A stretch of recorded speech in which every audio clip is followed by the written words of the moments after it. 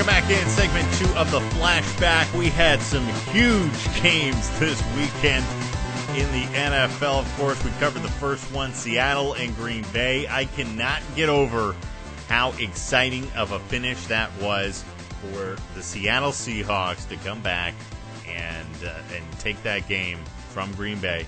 Packers had it in their hands, just couldn't get it done in the end. Seattle gets back to their game plan. Luckily, it wasn't too late for them to do that. They end up pulling out the victory. So, congratulations to Seattle. They're going to be taking on the Patriots. Now, on the other side of things, the other side of the coin, the Patriots and the Colts, I thought this game was going to be much closer. I had actually predicted this one at a 30-24 victory for the Patriots. But the Colts, unable to show up. I mean, they didn't show up at all. And I think part of that was that the Patriots just ran the game plan that they were supposed to run. They really did. Looking at this game last week, we talked about it in great detail about what the Patriots were going to have to do against the Colts. And they've had success, obviously, against the Colts, so they have figured them out to a great extent. But the Colts were a slightly different team in terms of especially the run game and how effective they've been able to translate the run game from a receiving standpoint and then transition it back into a power run game when they get inside the 20s.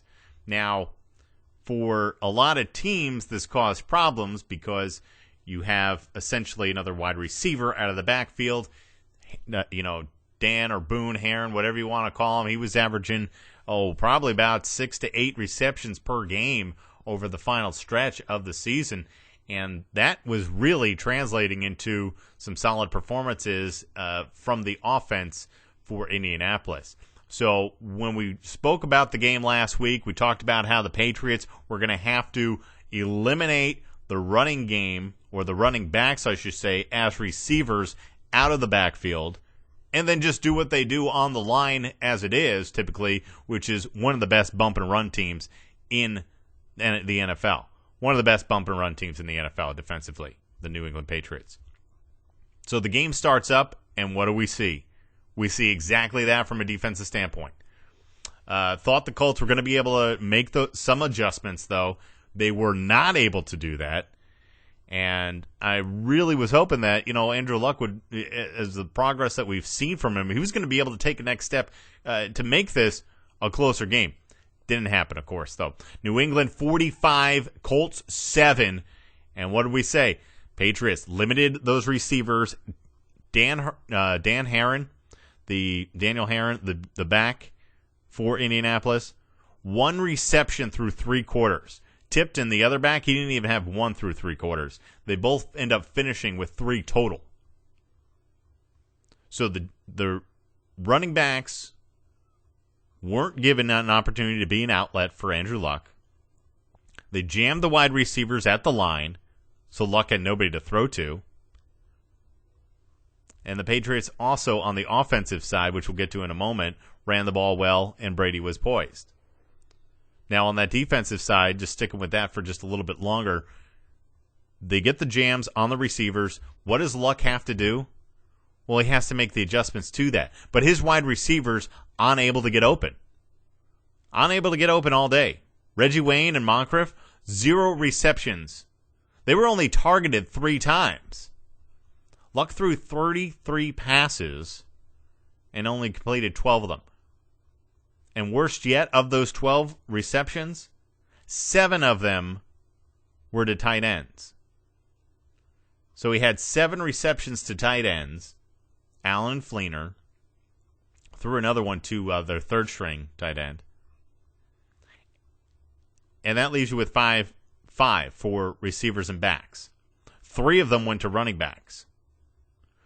2 receptions by receivers. That's not very good. T.Y. Hilton had 1 reception. Hakeem Nicks had another reception.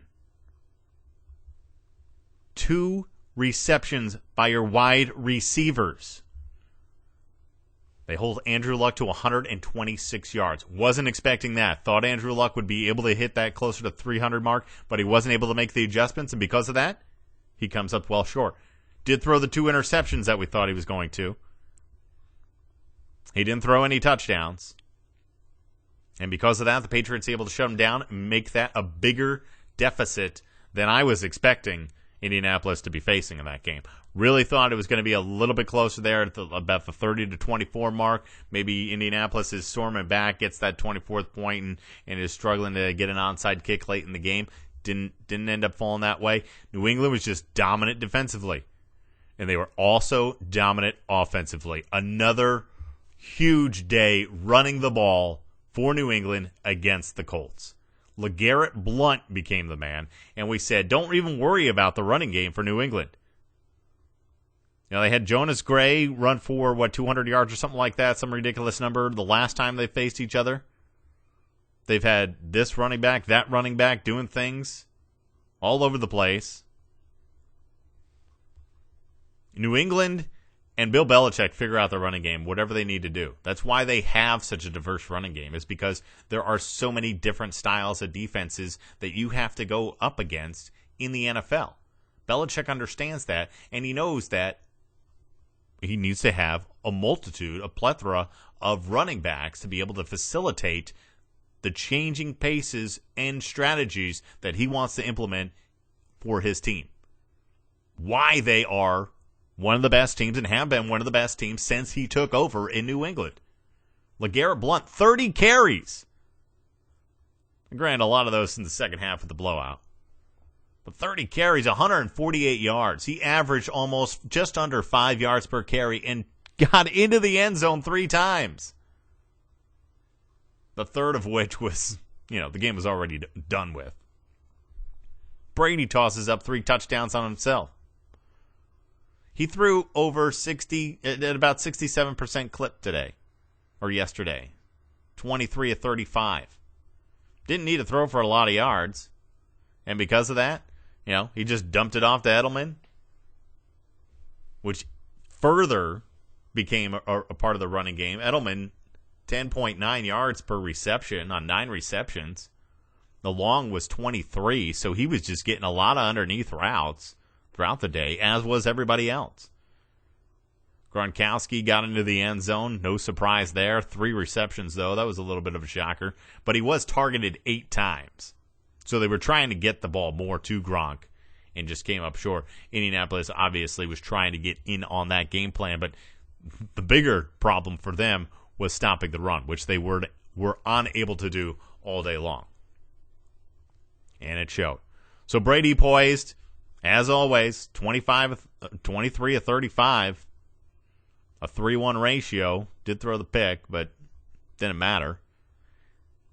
And Blount just runs the ball effectively. They needed a power running game, they thought, with a little bit of speed and bulk that Blount provides, and they did. And then they just made Vareem, pure receptions. Going in there for the receptions.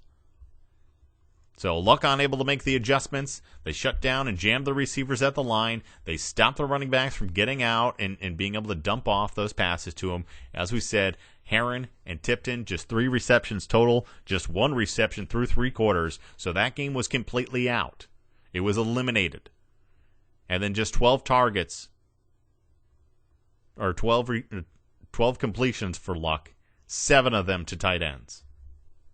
Wayne and Moncrief, not even a reception.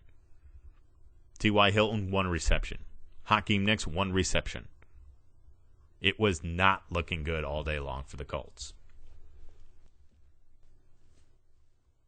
And as I said, I knew that's what Patriots needed to do. Didn't think they were going to be that effective with it. That was pretty effective with that strategy. And it worked out well. So the Patriots and the Seahawks, I'm not going to spend too much time on that game because it was just a blowout. Patriots did what they needed to do. The more important thing now is what they're going to do against Seattle. And we're going to get to that next week. I'm going to spoil it on Thursday's show. I'm sorry. We'll have some other things to talk about Thursday. We still have the NBA kind of getting into that. College hoops, baseball, big moves happening. We just saw the Max Scherzer signing right there with Texas. Discussed that in segment 1. So we have a lot of things to talk about next week. Then there's Media Roast. So there's all sorts of funny stories and interesting bits coming out. We're going to dive deep into the Pro Bowl, of course. No, I'm just kidding. We're not We're not going to do that. What do you even talk about with the Pro Bowl? What your fantasy football strategy is? I mean, because that's what it is now, which is interesting. It makes a new dynamic and an interesting, edge to the Pro Bowl. But let's be honest, it's not a game to watch. It's not fun to watch. We don't do it. Nobody watches the Pro Bowl. Nobody over the age of 12 should watch the Pro Bowl. All right. Patriots and Seahawks, of course, as we said, they are going to be coming up the following Sunday for the Super Bowl now, February 1st in Arizona. Patriots stout against the strength of Seattle, which is the running game. The Hawks' pass defense, what are they going to do with the Patriots? They're going to give them just as much of a problem, probably. And a full breakdown next week as we get closer to the game. Of course, again, don't want to get too deep into that. Still have some issues with Seattle. Of course, I forgot to mention this in the first segment. I wanted to hit on it. What happened in that game too, which is going to be important leading up to the Super Bowl, is two key injuries on the defense. Although they stayed in the game, Sherman and Earl Thomas. Earl Thomas suffered a dislocated shoulder. Now, he's expected at this point, obviously, with 2 weeks to go, to be ready for the Super Bowl.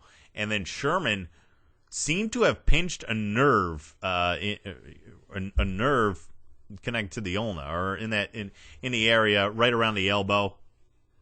So there's some sort of pinched nerve in that area. Obviously, we saw that in the game, giving him some serious pain. The Green Bay Packers didn't seem to try to target Sherman when they were seeing that, which was kind of odd. They thought maybe they thought he was playing possum or something. But they still would not go to his side. Even when he is sitting there the entire time wincing and holding his arm up like he's Bob Dole, they still would not go in his direction. The Green Bay Packers. You know you're pretty good when teams still will not target you and you are sitting there like an injured fawn. Just out on the field, holding an arm up. So kudos to him. He should probably be all right by the Super Bowl, I would imagine, with the 2 weeks, of course, just like Earl Thomas. But certainly some injuries that is concerning to a degree for the Seahawks going into Super Bowl week and media week. We should really say this is the media week coming up. Okay, if you have any takes or what have you on Patriots Colts or anything that we discussed earlier, the headlines or the Green Bay Seattle game, feel free to just shoot me an email right there. If you are on our radio.wix.com/Radio Hondo page, you can do that right on your screen as you're listening to the show. Shoot us a comment or a take. We'll include it in on our next show, which will be Thursday, of course. We do our Monday and Thursday cast. And you can always just email me directly if you want as well at radiohondo@gmail.com if you are not on our website. If you are on the website, you can just enter it right in the box just below or go to the contact us page and if you're on the mobile service. Yeah, that's the big news this week. Of course, we launched our new website, radiohondo.wix.com/Radio Hondo. We're radiohondo.wix.com/Radio Hondo. Check us out. Blogs, headlines, email, everything you need. Archive shows. Check them out as soon as we post right to the website, and it links you right into our YouTube channel for our show. So be sure to check that out, radiohondo.wix.com/Radio Hondo for all of your flashback needs. All right. Yes, we all have some flashback needs. All right, so it'll be Patriots and Seahawks in the Super Bowl. Before we wrap things up in segment 2, though, let's get to some more headlines. A lot of headlines, of course, coming out with Monday, of course, a big weekend that we had. Some NBA news as well, but want to hit some more of the NFL news happening because a lot of interesting changes with the landscape of the coaching landscape right now. for head coaches.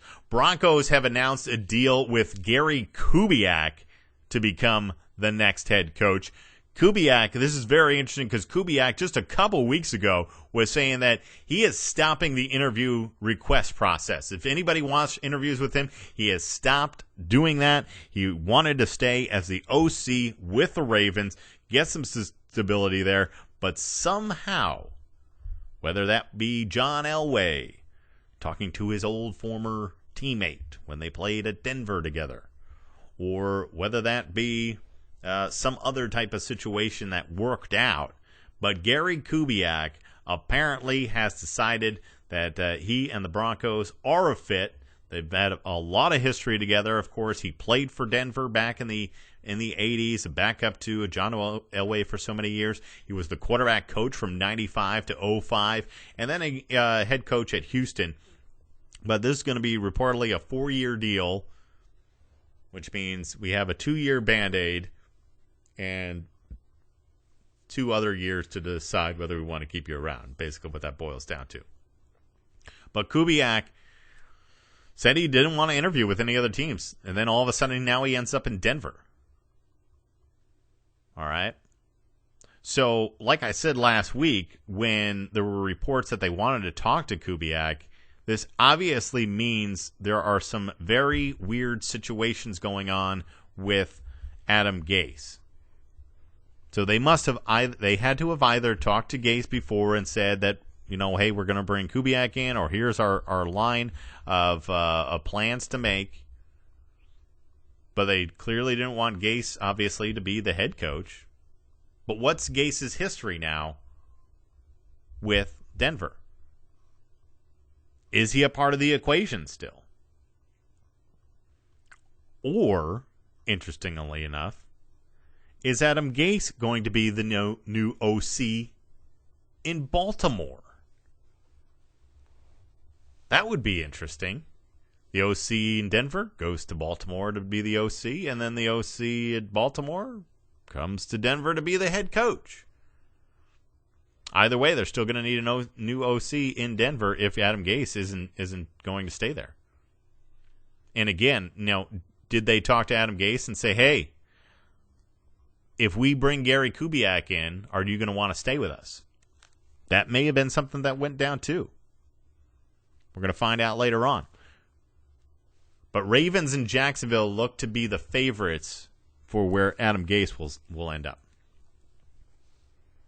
And I hope he lands on his feet well. He seems to be a good offensive coordinator. Of course, when you have as many weapons as the Broncos do, it's a little bit easier to have an effective game plan, but still have to execute. Another interesting story here. New England Patriots defensive tackle. I don't know if you're aware of this, but Vince Wilfork, the defensive tackle for the New England Patriots, he was heading home from the AFC Championship game when he saw an overturned car on the road. He stopped, pulled over, checked it out. After police arrived, he ended up helping pull the driver from the vehicle. So, hey, kudos to Vince Wilfork, man. See somebody who needed help, stopped him. Stopped right there and helped him out. Nothing too big, nothing too small for Vince Wilfork. So he may have helped save a life right there out on the side of the road after he just helped save his team. Help him bring it to another Super Bowl. See somebody out on the side of the road, give him a hand. Obviously there's situations there where you want to be careful. You're a 4'10" female driving down the road. You see somebody on the side of the road needing some help. You probably don't want to stop. But if you're a able-bodied person, who can protect themselves there too, sees the situation obviously in a rollover accident there, and he pulled over to the side of the road to help him out. Kudos to him, and hope the people involved in that accident are doing okay. Finally, another accident that happened. Tiger Woods. Yeah. Tiger Woods got his tooth knocked out. If you haven't seen this has got to be flying all over the place on the social media, I imagine. Tiger Woods got his tooth knocked out, not by a golf club or from a past wife. No, he got his tooth knocked out or from a past wife yielding a golf club.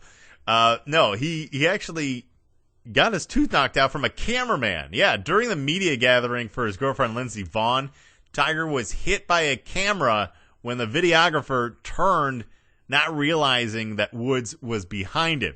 Now, I saw the photo. Woods had some shades on. You know, he's up on the mountains there, so you got to protect yourself from the sun and the skis. You know how that works out. And he had a partial smile, but that partial smile was literally a partial smile as he's missing it looked like it was the tooth just to the left of his two front teeth, the one just to the next one, not the incisor, but the other tooth right there next between the incisor and the two front teeth. Chipped that out of there. He just has this blank hole in his smile. Wow. So anyhow, if you get a chance, take a look at that. All right, Super Bowl coming up again. Like we said, we're going to do a preview of that next week. Patriots and Seattle should be a wild one and exciting. Really looking forward to that. Segment 3 we have coming up, and we're going to dive into some hoops in the hoops game, college and NBA. Do some wrap-ups there, see what happened over the weekend. Big day for the NBA as well, going on right now with a full slate of games. And find out what's going on with, we talked about the Bulls struggle last week, but the Thunder, they're getting things going. They're coming on strong, and the Warriors are staying hot as well. All that and more. I'm Radio Hondo, and this is The Flashback.